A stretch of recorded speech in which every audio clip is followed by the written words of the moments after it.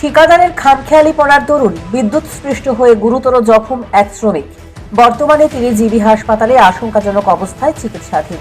আহত শ্রমিকের নাম শ্যামল ত্রিপুরা, বয়স আনুমানিক 32। চাঞ্চল্যকর এই ঘটনা বৃহস্পতিবার শান্তিরবাজার বাইখোড়াতে। এই বিষয়ে এক শ্রমিক বলেন, বিদ্যুতের পরিবাহী তারে কাজ করতে গিয়ে এই বিপত্তি ঘটে।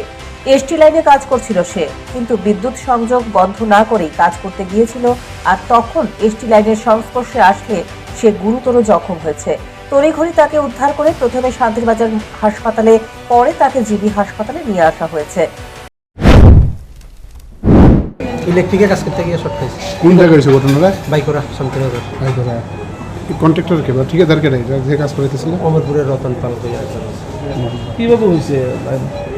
শর্ট খাইছে আর কি ইলেকট্রিক। লাইন কি বন্ধ ছিল না? লাইন কাটা হয়েছিল অনেক বাই মিস্টেক।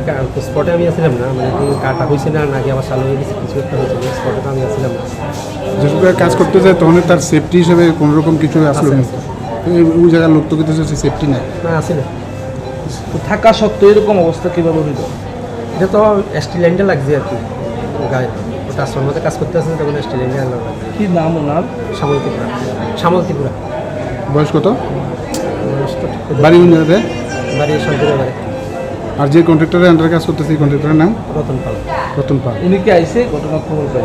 আগে অপশন আছে না, ফোন করছি আগে। কতদিন ধরে কাজ করে ওনার সাথে? এক দেড় মাস 2 মাস হবে। আপনার কি নাম? তোমার অশোক সেন। অশোক সেন। আপনি কি হন? আমরা মানে ওই কাজের আন্ডারেই মানে ম্যানেজার মতো লেবার দিয়ে কাজটা করাই। আপনারা আছেন তো? ওই ঘটনাস্থল তো তখনই ছিলেন না, আপনারা? তখন স্পটে আমি ছিলাম। প্রথম কোন হসপিটাল নিচ্ছেন? বাইকরা থেকে শান্তিনগর থেকে। অবস্থা কীরকম? ডাক্তার কি দিচ্ছে? ডাক্তার সঙ্গে আমি ফেস টু ফেস কথা বলছি, আমিও পিছন দিয়ে আইসি, তারা নিয়ে আইসি আর কি। এক্স রে করার পরে দেখবো আর কি, বিচারে জানা গেছে, ঠিকাদার রতন পালের অধীনে কাজ করছিল শ্যামল ত্রিপুরা। দীর্ঘদিন ধরেই সে কাজ করছে। তবে বিদ্যুতের পরিবাহী তারে কাজ করতে গেলে যা যা সেফটি থাকা প্রয়োজন তার কিছুই ছিল না। সেফটি না থাকার কারণেই বিদ্যুৎ স্পৃষ্ট হয়েছে। Bureau report, news prime Tripura.